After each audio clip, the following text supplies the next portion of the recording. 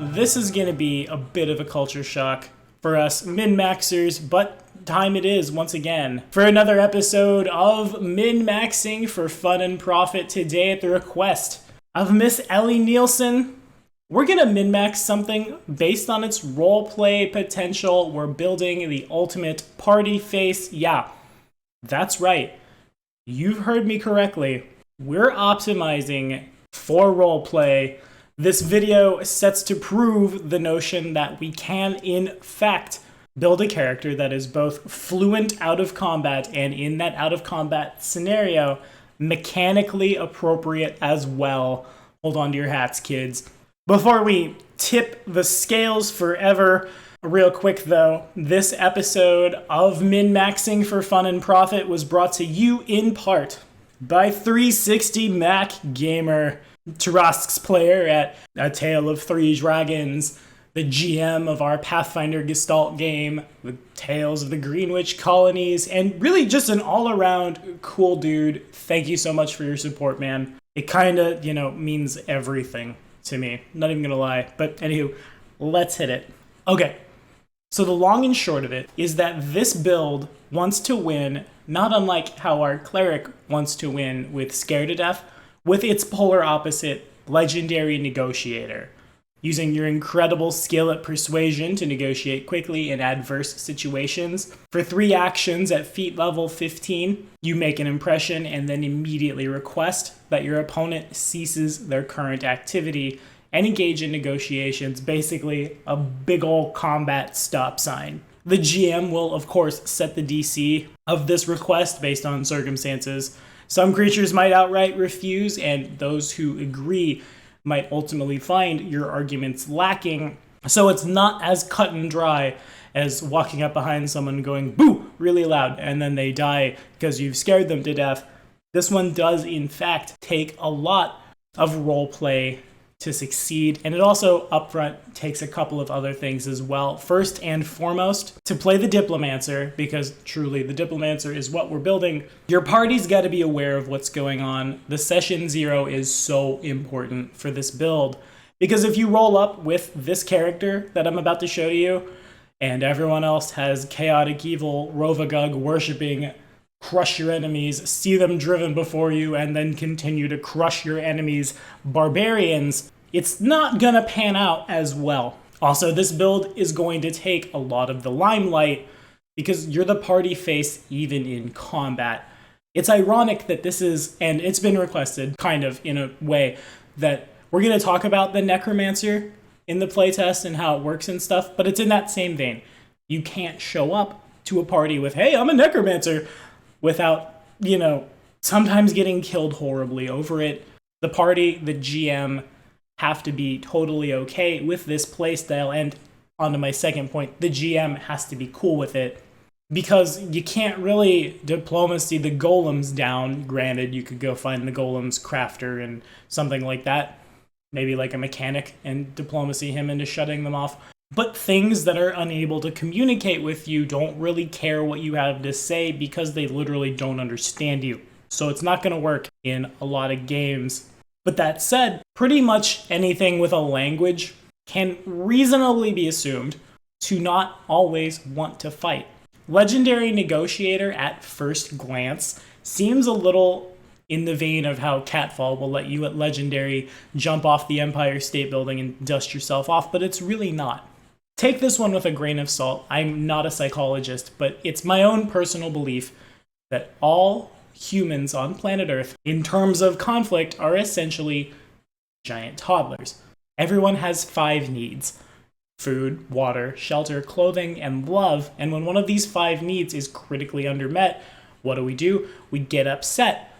This can also be applied almost all the time in a fantasy setting. I think the example we're going to use for the long how to play this character build is a tribe of orcs. Yes, war is all they know. Yes, their gods probably demand blood and slaughter and death and worse things than that. But they're still humanoids, right? They still, though we don't often talk about them, have feelings, and it's up to you, oh Diplomancer, to use those to your advantage. Now, As far as an ancestry goes, as far as our class goes, we're not really going to talk about the class feats in too much depth in this video. The ability scores we're going to want to prioritize are intelligence and charisma. Now, that isn't to say we want to ignore everything else, because we imagine over the course of a campaign, in the same way that the optimized wizard will probably have things that have way big spell resistance or are in their face in combat, in the same way that our barbarian carrying a great axe as big as my car and trying to wedge it through a dude's body is going to be stymied as well. There will be things that we'll have to resort to violence to get around. So don't ignore your dexterity, don't ignore your con, mind control's real bad, don't ignore your wisdom, but really intelligence and charisma are the name of the game. Get these as high as possible, and to that end, roll yourself up a gnome. Yeah, we're doing it twice. I'm not super happy about it, but there we are. Congratulations, Paizo, Ballman, Bonner, Seifter. Pat yourselves on the back, pat everyone on the back. You've got me to build more than one gnome in this playtest. Something I never thought I'd do. What is life? Anyway, reason we're a gnome, of course, is the buff to charisma and the buff to constitution are relevant, and the hit to strength doesn't really hurt us at all. But we're really liking the ancestry feat obsessive for this build. Obsessive gives us another category of the lore skill. You're trained in it. You're an expert at 2nd. At 7th, you're a master. At 15th, you're legendary. Lore skills are the other half of how this build works. Of course, so far as your other ancestry feats go, Halfling Luck will always dig you out of a sticky situation, get adopted, have that with you. The power of a familiar can never, ever be understated ever for any reason. And you know, in a lot of campaigns, Animal Speaker going into Animal Whisperer, letting you speak to animals with a crazy diplomacy check. Oh, by the way, it's a +1 circumstance bonus on that diplomacy check to make an impression when you're talking to animals, opens up a lot of avenues that won't normally be available to you. Now, as far as our class goes, I sat on this one for a long time. Our class feats don't matter as much as all the other builds that I've min-maxed for this playtest matter. But did I want to build a bard to have spell casting? Did I want to build an alchemist with that silver tongue mutagen? No, ultimately, I've decided that we will be building a rogue for our legendary negotiator. And I've decided this because the rogue has the most skills trained, 9+ int, and we want to have as high of an int as possible. With some freebies floating around in there, that power cannot be overstated. And let me tell you about why right now in our background we're choosing Scholar. Normally, this choice is not the most relevant in the min-maxing world. This time it is. Scholar gives us assurance in Arcana, Nature, Occultism, or Religion, your call, and you're trained in it. The name of the game here is, in addition to obviously being trained in diplomacy, we want to be trained in all 4 of those, flat out. We want to increase our proficiency as high as we can in these, whichever ends up being the most relevant to your campaign. And to that end, all of the rest of our trained skills, though obviously there's probably a lot of retraining as the campaign shifts gears and progresses, will go into lore. Lore specifically for what is going on in your world, so we can take checks and we can get them just as minute as possible. And that's the other reason we're playing a rogue. A rogue gets a skill feat at every level, which means we can grab additional lore as many times as we need it, and we get additional increases to that proficiency in lore.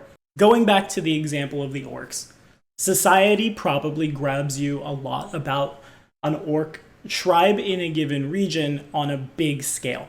Religion might tell you they worship Rull or Rovagog or Zagresh or any of the other orc gods. Occultism might tell you who they're sacrificing to who, and nature might determine the terrain. But as that campaign moves on and you learn that the biggest, baddest orc is a member of the Bone Splitter tribe, lore Bone Splitter tribe, at the highest proficiency we can possibly get it, allows you to ask more specific questions than something as broad as society. This is why the lore checks exist. This allows you, the character, to get more knowledge about how that particular orc tribe functions, who's important, who's not, what are their values, what's their history, who don't they like, who do they like, etc., etc. And of course, you can use these in negotiation as time goes on, and you eventually get Legendary Negotiator. Now, there's a little bit of GM fiat here, but I mean, frankly, there always is. In a tabletop role-playing game, we can never get away from that. The game is run by a human. A human is going to make a human decision. A human is never just a computer. They might set the DC really high. They might set the DC really low. I think it's super, super reasonable for your GM. Now, again, this assumes your party's on board and you haven't been slaughtering all the orcs willy-nilly, to allow a phrase along the lines of, I know the Bone Splitter tribe has been feuding with the Brain Crunchers for several decades, and you guys aren't doing well over it. And the Aurochs herds that you guys traditionally follow back up into the hills during the proving time, there's some Hold of Belkzen lore for you, have been thinned out as a result, and you guys don't have enough resources to function as a tribe. If we stop killing each other, let me talk to my friends. You're level 15, you have them, let's be real. And we can come together and help each other out. Then the dice is rolled, and assuming you don't fumble, and that's what Lucky Halfling is for, because that once a day is probably really relevant for this character, because really it's just that one Legendary Negotiator ability. 2 checks hit the table, here goes nothing. But wait, Tommy, you say, what if I fumble my lore check? That's where assurance comes in. You probably don't need that high of a number to function. Yes, we have proven assurance is strictly speaking the worst option compared to rolling most of the time, but that one fumble could get you killed in this scenario. And oftentimes in like a hostage negotiation situation, you might be the only member of the party at the table. The orc tribe might want to talk to you and you alone. And if you happen to say something the wrong way, oops, you died. With assurance, we don't have that problem. We might only need a 20 to know everything about a given tribe. There's probably a set DC. Now, if your game is going after things that are a little more esoteric, you might need to throw the dice and hope for the best. But the things that are esoteric are also the things that a lot of times probably won't want to negotiate in the first place. It's going to be real hard to talk down Cthulhu. So, I mean, go for it. I'm not going to say don't throw the dice. Nothing's more fun than a redeemed star spawn anyway. But that's basically how this character works. As we level up, grab additional lore as many times as it's needed. If something becomes unneeded, retrain that lore check into lore, something more relevant. You're a rogue. You'll be able to stab people in the kidneys to death if you want to. We're not going to talk about that in super detail here because this is the roleplay Overlord.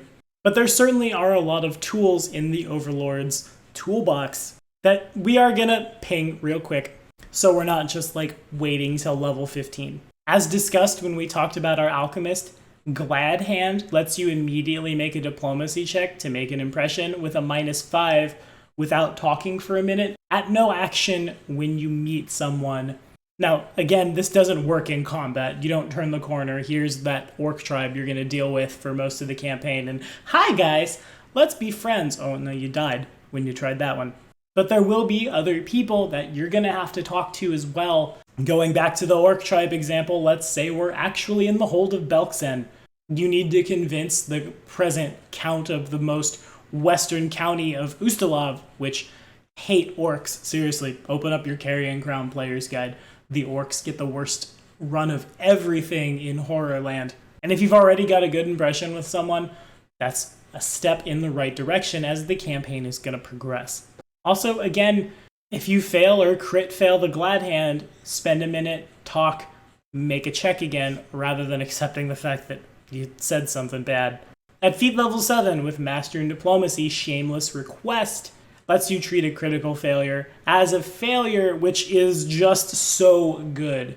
Because you are making a request as that second half of Legendary Negotiator, and there you go. Just make sure the impression sticks, because you can't fumble the request after the impression. It lands perfectly. You know what else lands perfectly? Group Impression at feat level 1 seems innocuous at first. It lets you compare your diplomacy check to the will DCs of 2 targets instead of 1, Increases to 4 if you're an expert, 10 if you're a master, 25 if you're legendary. Now, we will be legendary. That's going to happen.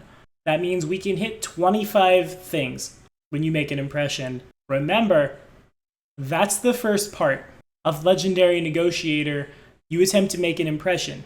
You're rolling 25 times against the will DCs of 25 things, and this is the other half of why you're the 1E Necromancer, because you're taking all the spotlight, not unlike the Necromancer who insisted he needed 25 skeletons in this fight. Yeah, they have a fourth of a hit dice, but together they're still really useless. I'm doing this.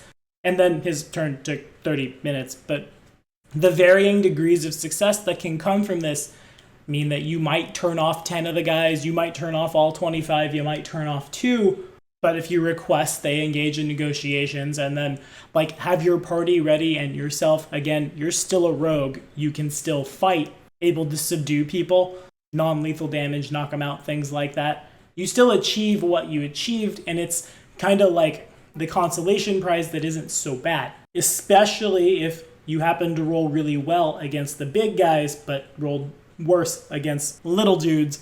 Taking even one more major opponent out of the fight is definitely a win at all times. On that note, Unmistakable Lore at feat level 2 says that when you recall knowledge for a lore subcategory, you're treating a critical failure as a failure. That becomes more and more relevant as the campaign moves on and you learn what lore skills are going to be super necessary, because you're not going to fumble them.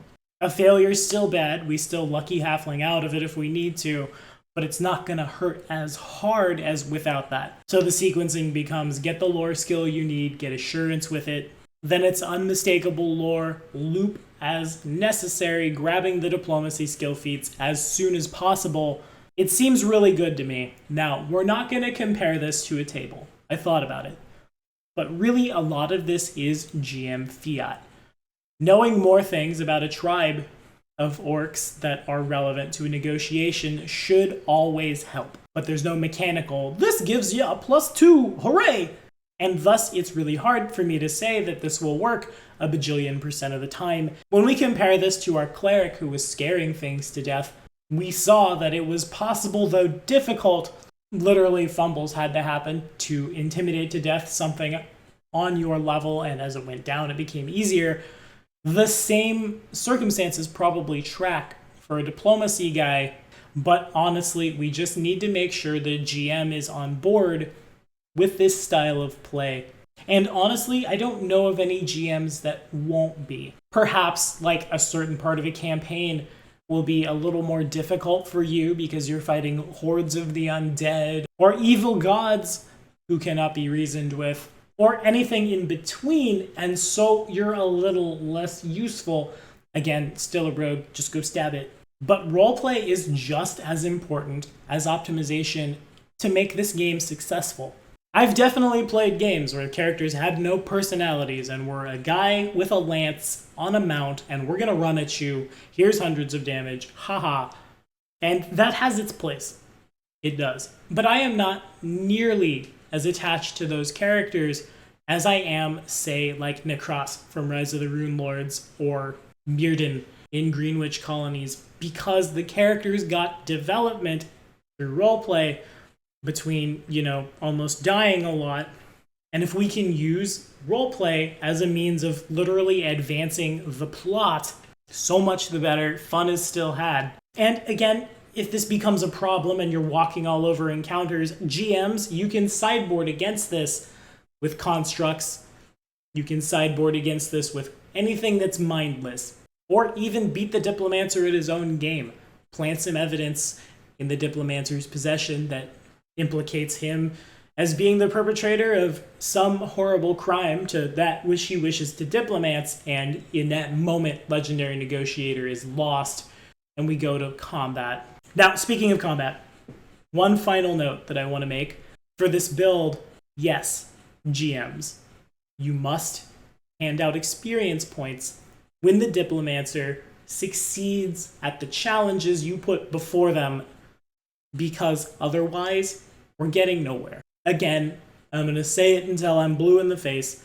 it's really important in the session 0 you make it clear as day that this is the kind of character you want to play, because a GM who's broadsided with this might not hand out experience points, especially if there's 5 barbarians behind you slothering at the mouth.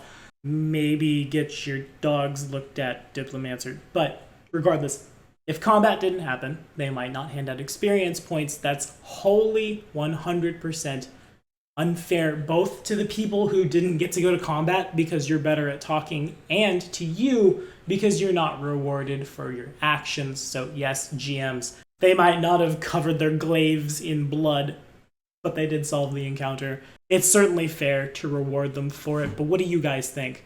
Have we played this kind of character in Pathfinder before? Are we going to try it here in the Pathfinder playtest? And more importantly, what do you want to see me throw together for this wonderful bit of RPG goodness, courtesy of our Paizo overlords? Throw it in the comments. Remember, patronage at any tier, in addition to all the bajillion other videos we do on this channel, will get your request bumped up to the front of the line. Next up, though, we're going to backtrack away from the Diplomancy and back to rending our foes asunder. We're going to talk about something I've seen in the playtest do way too much damage. That is to say, the Wild Order Druid. I'll see you next Saturday.